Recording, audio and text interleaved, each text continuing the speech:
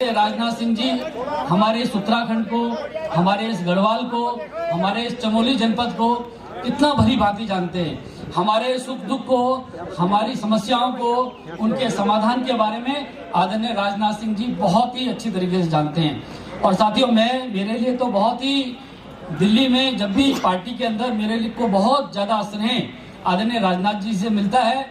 जब भी मैं किसी काम के लिए गया हूँ, मैं आप सब लोगों को बताता हूँ, जब भी मैं उत्तराखंड का कोई काम लेके जाता हूँ, आदरणीय राजनाथ सिंह जी ने 1 मिनट भी बिना गंवाए उस काम को करके दिया है।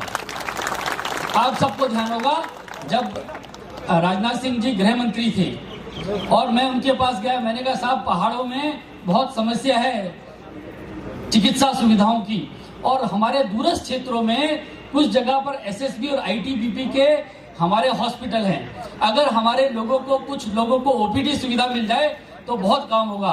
तो आदरणीय राजनाथ सिंह जी ने कहा 1 मिनट के अंदर इसका ऑर्डर करके दिया और हमारे यहाँ दुर्गम क्षेत्रों में ओपीडी की सुविधा मिलनी शुरू हुई। मैं आपका आभारी हूँ मान्यवर कि आपने इस तरीके से हम लोगों के लिए किया। आप सब लोग जानते हैं 19 तारीख का मतदान है और 19 तारीख को हमको मोदी जी को पुनः प्रधानमंत्री चुनना है।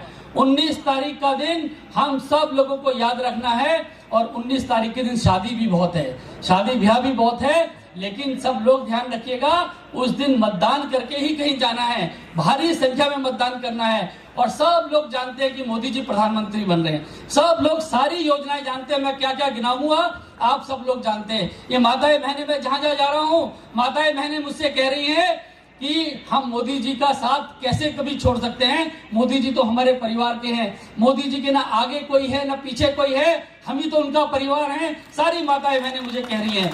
मैं जाता हूं कोई योजना बताता हूं, उससे पहले माताएं बहनें कहती है हम कैसे भूल सकते हैं कि जब जापान, अमेरिका, इंग्लैंड, दुनिया की सारी शक्तियां विफल हो गई कोरोना के सामने, तो मोदी जी ने कहा कि ये हमारा परिवार है 140 करोड़ लोगों का, इनको 3-3 वैक्सीन लगाएं। भाइयों बहनों, दुनिया में किसी देश ने करके नहीं दिया कि 3-3 वैक्सीन फ्री लगाई सब लोगों को। ये कैसे कोई भूल सकता है। हमारी माताएं बहनें कह रही हैं कि वाकई 70 सालों से सुनते थे कि महिला विधेयक पास होगा, विधायक भी महिलाएं बनेंगी, सांसद भी महिला बनेंगी, सब झूठ बोलते थे। मोदी जी ने करके दिखाया। 33% आरक्षण माताओं बहनों के लिए किया। ये माताएं बहनें मुझे खुद अपने से बताती हैं। आप सब लोग जानते हैं, अब मोदी जी ने ठान लिया है, अब मोदी जी ने ठान लिया है माताओं बहनों को, जितनी माताएं बहनें सबको लखपति दीदी बनाने का। आप सब लोग बताते हैं मुझे कि मोदी जी ने ठान लिया है कि लखपति दीदी बनाना है, सबको ड्रोन दीदी बनाना है, महिलाओं के लिए तमाम तरह की सुविधाएं करनी है। आप लोग खुद ही बताते हैं कि उज्ज्वला का कनेक्शन लेने के बाद कितना लाभ महिलाओं के स्वास्थ्य में हुआ है, ये सब हम लोग जानते हैं। उन्होंने तय कर लिया है कि 100% वोट भारतीय जनता पार्टी को देके अपने भाई नरेंद्र मोदी को दोबारा से प्रधानमंत्री बनाना है। सब लोगों ने ठान लिया है। सभी साथियों, आप सब जानते हैं आदरणीय राजनाथ जी विस्तार से सब बोलने वाले हैं। सब जानते हैं कि उत्तराखंड के साथ मोदी जी का कितना लगाव है, इस उत्तराखंड के साथ उनका कितना आध्यात्मिक लगाव है। जब वो प्रधानमंत्री नहीं थे, जब वो मुख्यमंत्री भी नहीं थे, जब वो राजनीति में भी नहीं थे, इन्हीं रास्तों में घूमते थे, इन्हीं यहाँ पर उनका आध्यात्मिक लगाव इस क्षेत्र के साथ है। और उनका साधना स्थल ये उत्तराखंड और चमोली और रुद्रप्रयाग रहे हैं। हम कैसे भूल सकते हैं कि देश में अगर सबसे कहीं जाते हैं तो हमारे इस गढ़वाल में आते हैं। इस गढ़वाल के साथ उनका लगाव है और हर गढ़वाली ने तय किया कि मोदी जी को प्रधानमंत्री पुनः बनाना है और गढ़वाल के हित के लिए बनाना है। उन्होंने कहा कि अगला दशक उत्तराखंड का होगा। कल पूरा का पूरा रोड मैप बताया है कि कैसे इस उत्तराखंड में विकास करना है, कैसे इस गढ़वाल में विकास करना है, कैसे युवाओं को रोजगार देना है। कोई भी माता बहन, उनका बच्चा बेरोजगार नहीं रहे, किसी भी बुजुर्ग का बच्चा बेरोजगार न रहे। मोदी जी ने अगले 5 सालों में तय किया है। आप सब लोग जानते हैं कि मोदी जी के इर्द गिर्द ये गढ़वाल के लोग, ये उत्तराखंड के लोग कितनी बड़ी संख्या में हैं। हम लोग रोज टेलीविजन चैनल पे देखते हैं, इसी गढ़वाल का बेटा अजीत डोभाल उनके साथ साथ रोज दिखता है। हम सब लोग जानते हैं आदरणीय राजनाथ जी के हम लोगों के ऊपर बड़े उपकार हैं। हम सब लोग जानते हैं कि जब पहला देश का सीडीएस बनाना पड़ा तो मोदी जी ने जनरल बिपिन रावत को देश का पहला सेनापति बनाया। हम कैसे भूल सकते हैं जब दूसरा सेनापति बनाने का नंबर आया तो जनरल अनिल चौहान वो भी इसी मिट्टी के थे। जब रॉ का चीफ बनाना हुआ तो अनिल धस्माना थे। जब कोस्ट गार्ड का चीफ बनाना तो राजेंद्र सिंह थे। जब एनटीआरओ का डॉक्टर जोशी को बनाया, पूरे देश की सुरक्षा इस उत्तराखंड के हाथ में दे दी मोदी जी ने। हम कैसे इसको भूल सकते हैं। और इसके बदले में हम मोदी जी को वोट देके प्रधानमंत्री बनाने का हम लोगों ने संकल्प लिया है और हमने तय किया है कि पूरी तरीके से मोदी जी के साथ चल के उनको प्रधानमंत्री बना के इस गढ़वाल के हित में काम करना है। साथियों, कभी भूल नहीं सकते हैं, हम उस अपमान को कभी नहीं भूल सकते हैं जब उत्तराखंड बनाने का विरोध किया था। जब उत्तराखंड बनाने का इस कांग्रेस पार्टी ने विरोध किया था, आदरणीय राजनाथ सिंह जी थे, इन्होंने कहा कि नहीं उत्तराखंड बनेगा, उत्तराखंड के लोगों की मांग जायज है, और पूरी कांग्रेस ने विरोध किया। हम जब कांग्रेस का कोई एक दो लोग बचे हैं, वैसे तो सब लोग शामिल हो चुके हैं, लेकिन जो बचे हैं उनसे जरूर पूछेगा कि उत्तराखंड बनाने का विरोध क्यों किया था, उत्तराखंड के खिलाफ क्यों बोला था।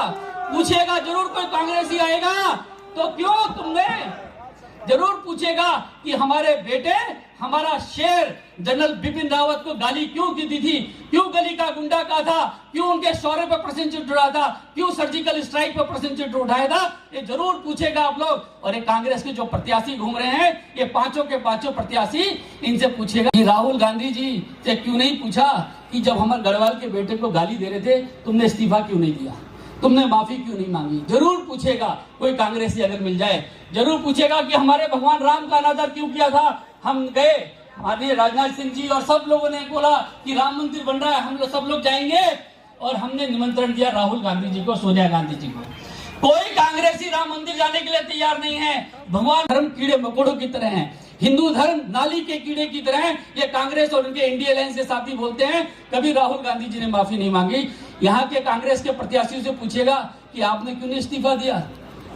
रोज 100 लोग इस्तीफा दे रहे हैं कि हिंदू धर्म को गाली देते हैं, हम नहीं रह सकते इस कांग्रेस में।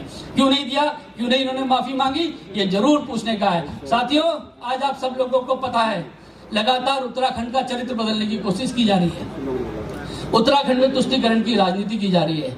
आप लोगों को पता है कि जब हरीश रावत जी की सरकार थी तो उन्होंने कहा जुम्मे की छुट्टी करेंगे। क्या आप बताइए, देवभूमि में जुम्मे की छुट्टी होनी चाहिए, यूनिवर्सिटी खुलनी चाहिए, ऐसे लोगों को जवाब देना चाहिए। इसलिए साथियों, संकल्प ले लीजिए और आप लोगों को मैं विश्वास दिलाता हूं, आप लोगों को मैं विश्वास दिलाता हूं, आप 19 तारीख तक पसीना बहाइए, 19 तारीख तक मेहनत कीजिए। आपके पसीने को मैं ब्याज सहित वापस करूंगा, यहाँ विकास के माध्यम से और विकास के करके। आप सब लोगों को, कांग्रेस खत्म हो चुकी है,